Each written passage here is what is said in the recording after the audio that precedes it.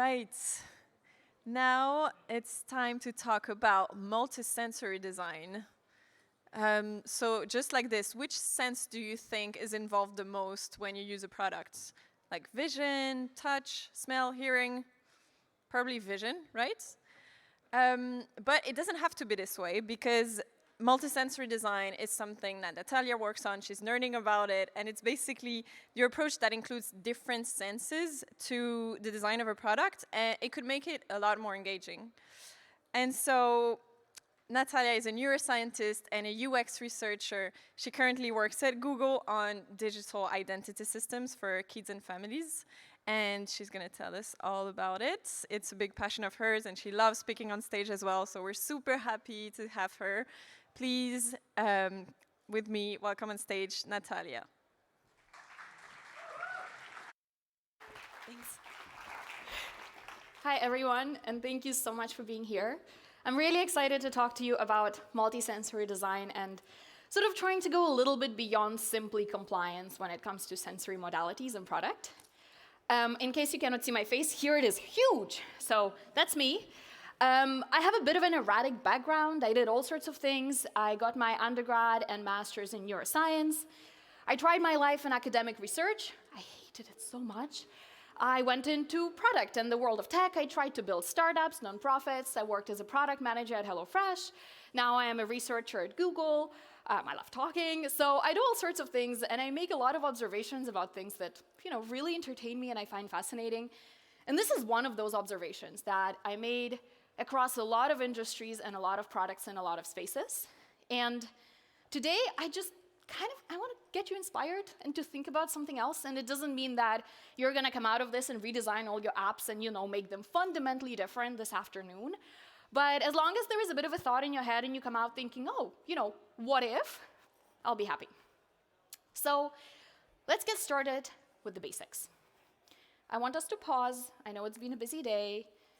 You can close your eyes. You can keep them open. It's completely up to you.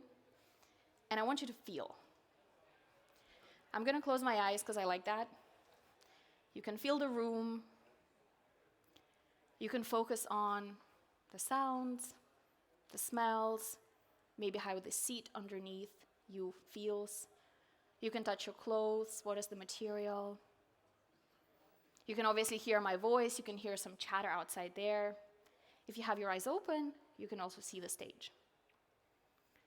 Now, the fascinating thing about the world is that it's multisensory. You can feel, hear, see, sense. You can do all of those things. And it's so obvious, right? But somehow, when it comes to building products, particularly digital products, we completely forget about that. Now, Clemens already gave you a bit of a spoiler. Usually we focus on just the vision, and there is sort of good ideas about why that might be. So research consistently shows that if you ask people what are they most afraid to lose, they say the sense of sight. Under 20% of people will also mention hearing and touch, and very few people mention smell and taste. And you might say, well, obviously, the world is visual. You have to see to be able to get by. But it's a bit of a chicken and an egg problem. Of course, you're afraid to lose your vision if the world is visual, but also, are we making the world visual because we think that's what people need? And even though it is true that a huge proportion of information that we get about the world through our senses comes through vision, it is actually not necessarily the most important sense. Smell is one of my favorite, and you cannot picture smell, so enjoy this AI-generated picture of smell molecules. It's a sense that really defines everything we do. It's completely unconscious. You cannot stop yourself from sensing smells. Even if you close your mouth and you close your nose, molecules will still get in. It impacts areas of your brain that many of us didn't even know we had until very recently.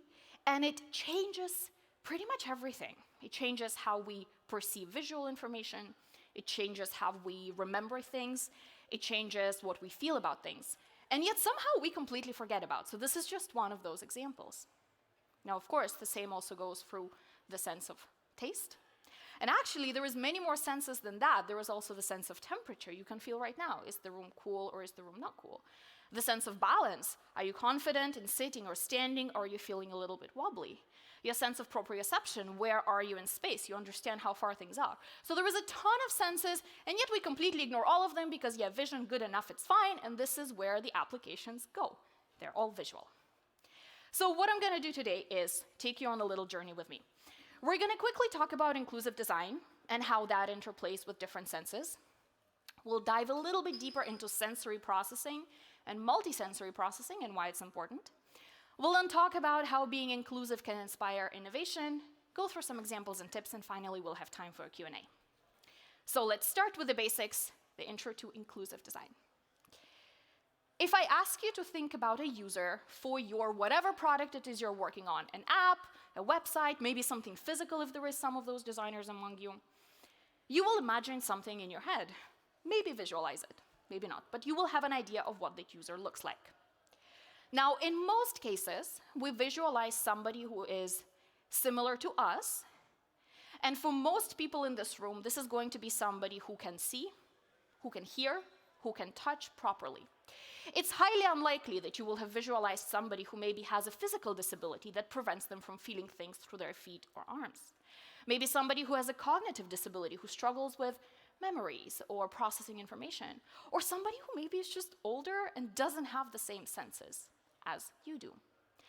And what we normally do about these kinds of people is the following. There is the legal compliance process because somebody above tells us that we cannot just ignore those people, and you're like, oh, damn it, yeah, okay, fine. This is what happens. You design your app, you make it beautiful, sexy, you use the design systems, you do research on it, it's perfect. Then somebody, maybe it's your legal counsel, maybe it's somebody else, comes to you and says, excuse me, there is this law that we need to adhere to, and you're like, okay, fine. You add the old text, you make the fonts bigger, you do whatever else that you have to do to be legally compliant, which varies depending on the industry you're in, or the product that you're building, or the country you're located in. Now maybe it's a bit less pretty, maybe it's a bit clunky, because now the fonts are bigger, that was not the idea, but whatever, it works. You then design new things, and you repeat the cycle, and somebody from above tells you, we forgot the legal thing again. Now, you might work at a company or in an environment where you think about legal compliance things in advance, but usually we think about that legal compliance. What is the bare minimum I can do to provide for the people who maybe have a different sensory experience? It's often the only way we think about users. Now, that is not because everybody sitting in this room is inherently a horrible person who wants to discriminate. Absolutely not at all. It's actually because of how we are trained to think about people and how they work. So most of you have probably seen this. It's a distribution, Bell distribution, blah, blah, blah. Essentially what this means, if we measure anything really, but we're talking about humans on a scale in enough people, we can plot it like this. And we're going to see that, for example, let's say height. We measure the height of everybody in this room, and then we plot on a chart how often it occurs. We'll see that there is a bunch of people who fall in the middle, so they have some sort of average height, and we call this most people. And then there is a bunch of people who fall on either end of the spectrum, and we call that some people.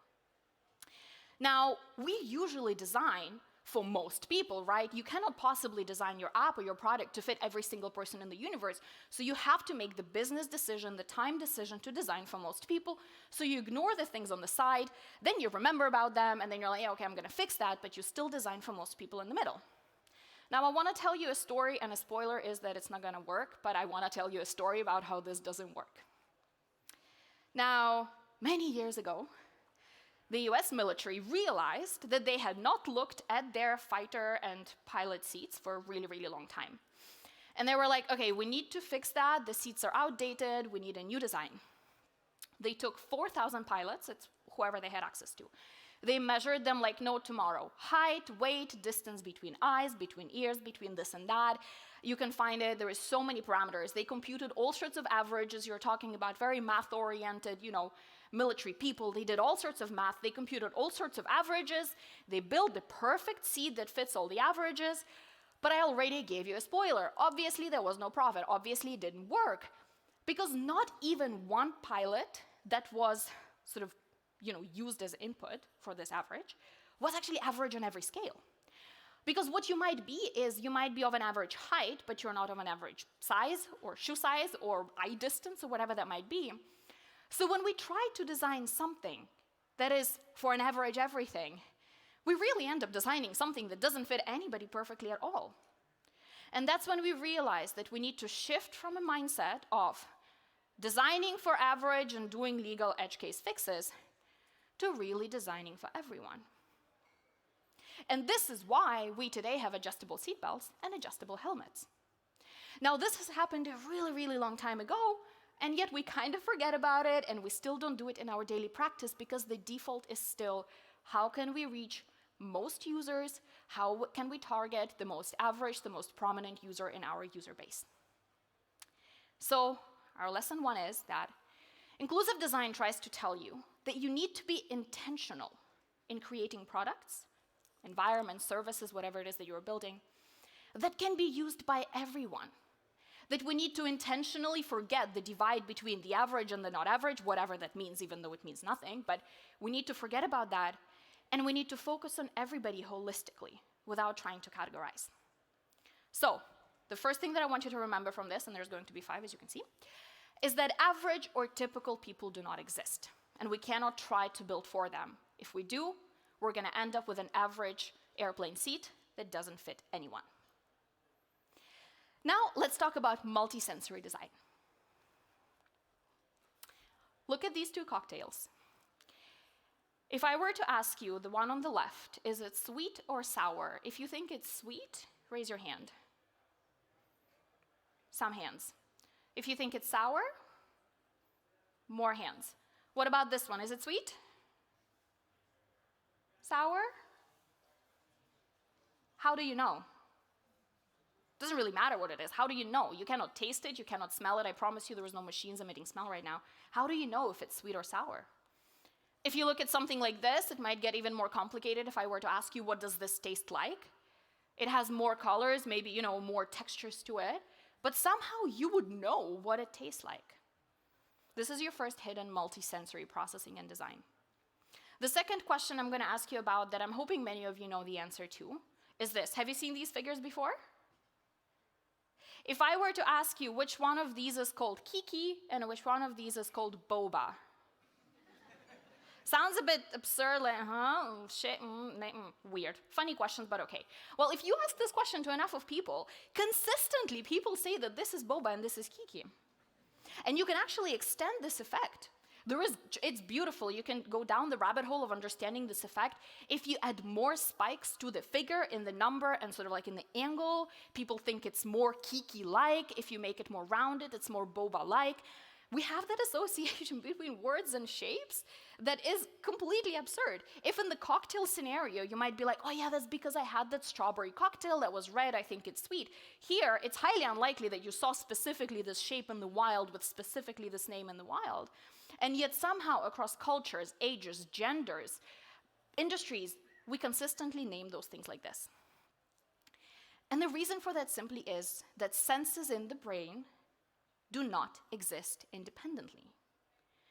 It doesn't happen that in the brain you have a separate part that is like, yeah, I'm going to do shapes, and a separate part that says I'm going to do sounds, and they never talk to each other. It's a very efficient corporation in your head that actually communicates and collaborates.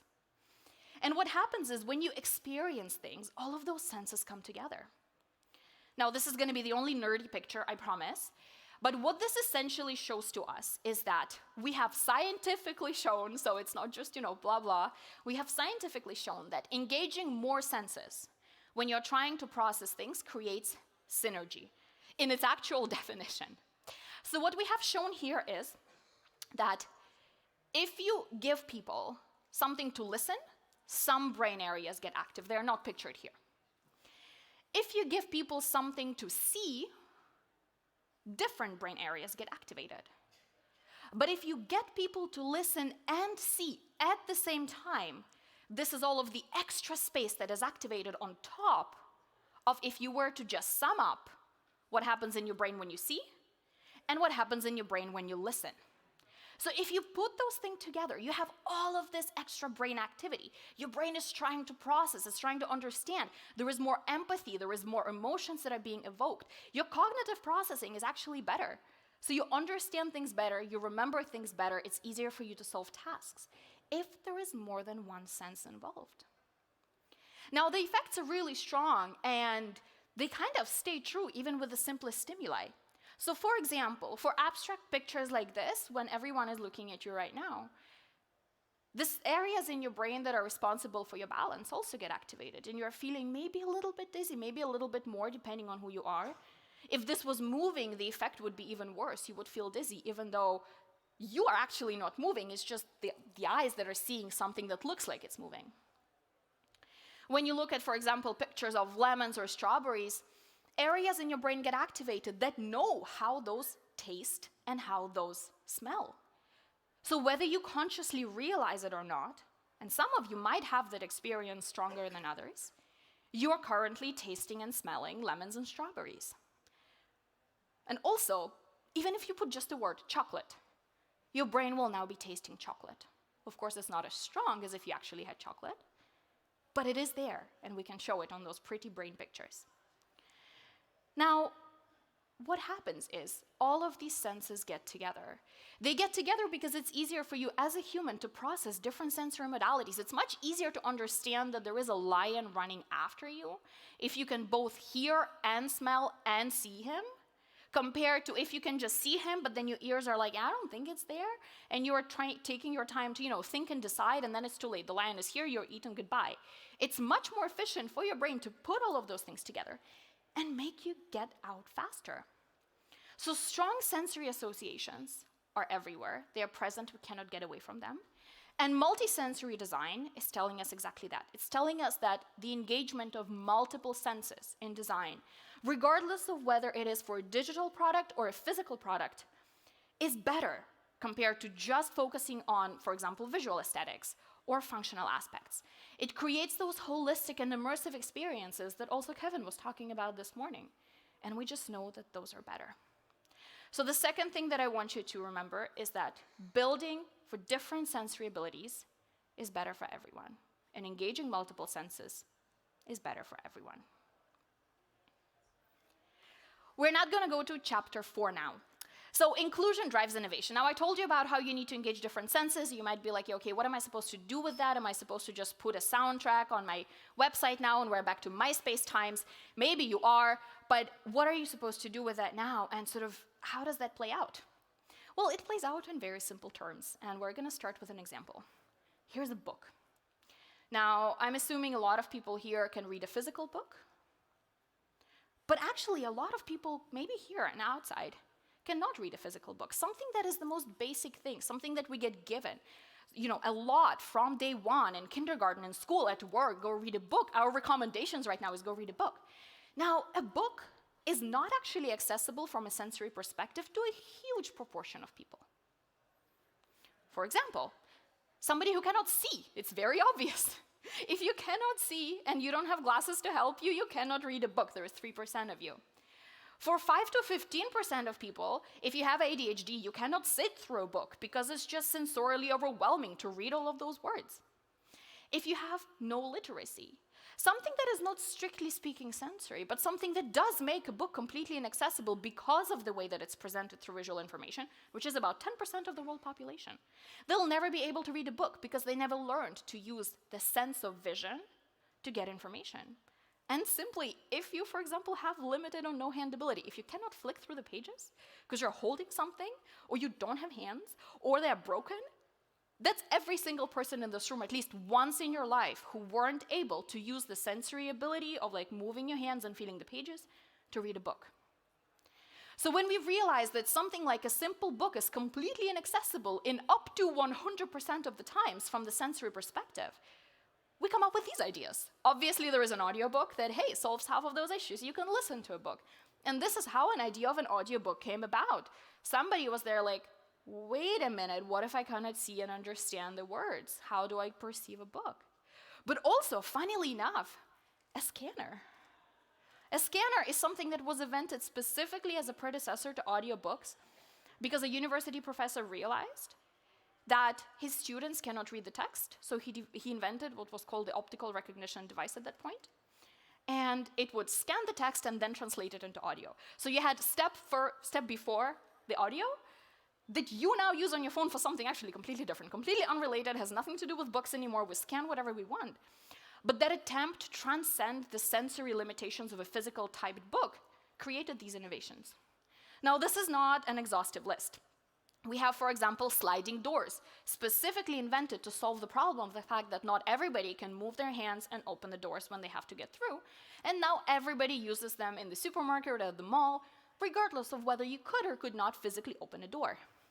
Toothbrushes, another great example. Electric toothbrushes were invented specifically for patients with Parkinson's, just like potato peelers, for those who do not have the sensory ability to, brush their teeth or peel the potatoes. And yet, I'm pretty sure that everybody in this room has at least once in their life used a potato peeler or an electric toothbrush, even if they're not necessarily in actual physical need of it. And typewriters. Now, this is a really cool one because it has a beautiful story that goes back to the 1900s when there was a pair of lovers. It's a bit Romeo and Juliet style. There was a pair of lovers and, she was writing letters to him and he didn't want anybody to understand what she was writing. So he came up with this really intense and secretive way of getting things to be typed up. And don't ask me about the efficiency of nobody being able to read your letters if they're typed up. But this is how it came about. An idea that, we want to transcend the need to write and read written text to keep messages secret. And now everybody uses that. It's on your laptop, it's on your phone. Maybe you have an actual typewriter there. So throughout history, we have numerous examples of inclusion just literally driving innovation. You have to adopt diverse, multisensory, inclusive approaches to design something new. You can never design something new if you are binding yourself and fixing yourself to a cage of the same patterns, the same abilities, the same ideas. You have to get out there. And there is different ways to get out there, and one of them is to stress test your senses. So disability and inclusion is really a stress test for how far your product can go if you were to limit sensory abilities for people. And as we saw, 100% of us, at least at some point, actually have limited sensory abilities. So take point 3, you cannot be innovative if you don't push your limits. And finally, let's talk about how do you actually do it. So I want us to get a little bit creative and go through a couple of examples. Now, I'm going to give you a disclaimer. This does not mean, as I said, that you have to now drop everything, run around, scrap your app, scrap your product, design everything. No, absolutely not. In fact, there is a lot of cases when engaging and including more than one sense is not necessary at all, and that's fine, or shouldn't be done in this kind of strictest sense of we're going to slap, audio on top of video.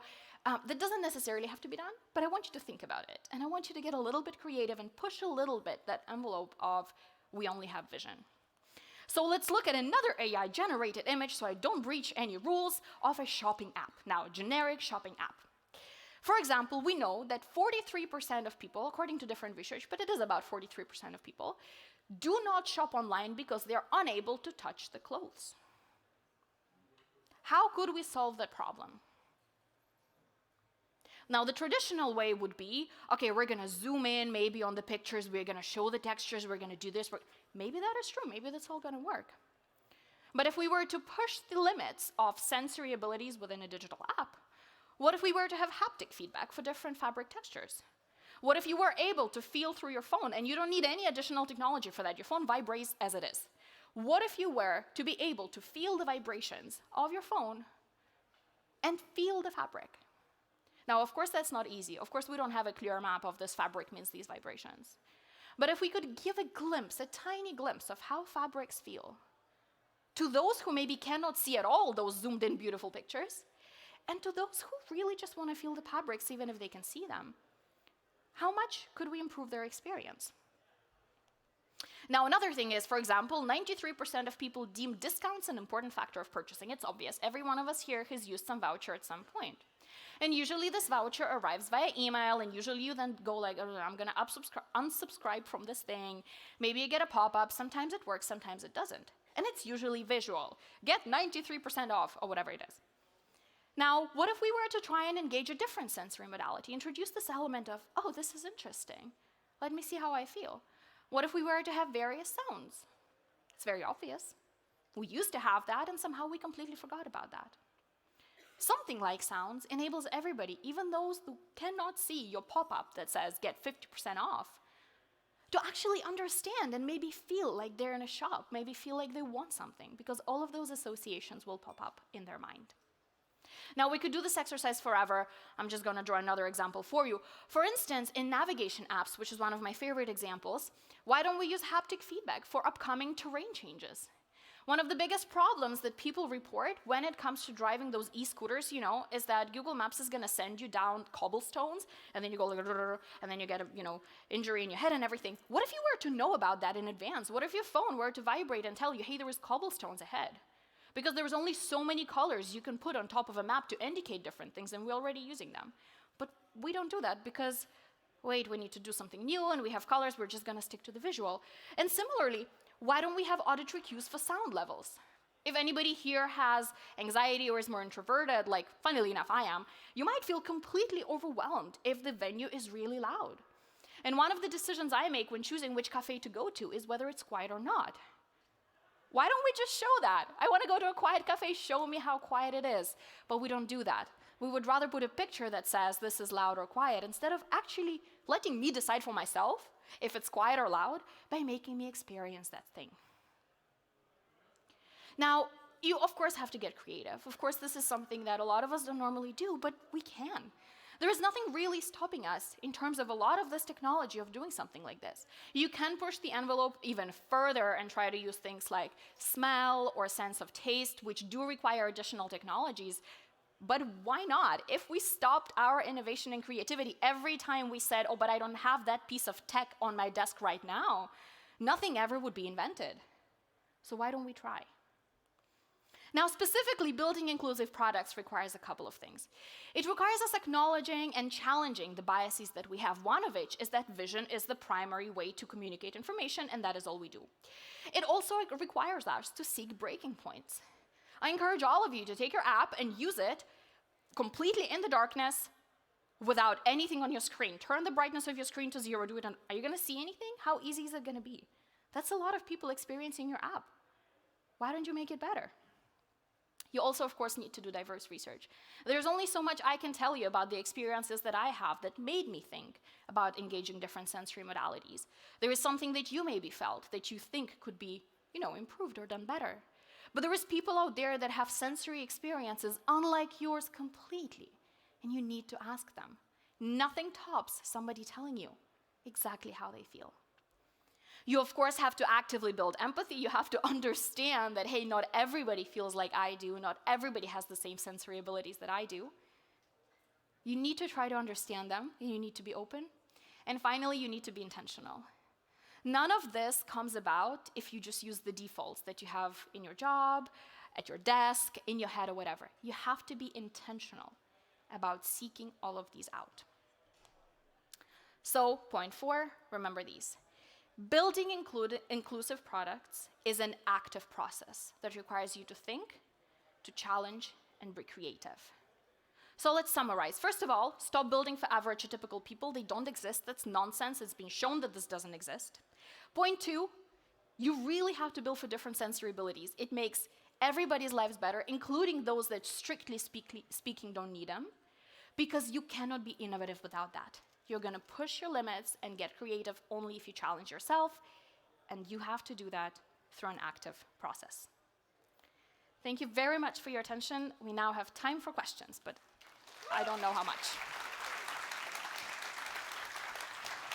Thank you, Natalia. It was super interesting, and I wish we would have time to talk about food design as well, because I was super curious to hear about that. But your image with the strawberries and the lemons made me remember some culinary experience that I think some people do. For example, they do something that looks exactly like a strawberry, but that tastes like a lemon to trick your brain. And I haven't tried it, but it must be really weird for your brain to try that. Yeah, you know what's one of my favorite? I can recommend this to everybody. You need to buy a bag of Skittles and then try them with the lights off. I can give you a spoiler, they're all the same flavor, and then you will go on Reddit and you'll see people arguing to their death point that they're different flavors. They're not. Close your eyes, they will all taste the same. It's really strong. Oh, yeah. That's crazy. All right, let's look at the couple of questions we have. So first, how can we prevent products to be overwhelming when we combine different senses at the same time when people are using them while doing other things, oh my God, that's a lot of things at the same time. No, this is actually a fantastic question because obviously that is the next point. Okay, if we now, jam everything into it, isn't it going to get overwhelming? Of course it's going to get overwhelming. So I'm not trying to say that you need to put everything together. What I'm trying to say is that you need to be, as we said, intentional and try to understand where your product might have limitations and ideally offer that as an option. Again, think about that adjustable seat belt, right? It is not the same for everybody. You can make it shorter, you can make it longer. Of course, this does come with an issue that it does mean that you need to build a little bit more, and I appreciate that this can be really tough, and it's a different discussion how to get buy-in. You were at the talk before, use that one. But, of course it's gonna get overwhelming. So you have to be careful with sort of giving people options, allowing them to modify the experience for themselves because nobody is average, as we said, and then people can figure out what is the best sensory way for them to experience your app.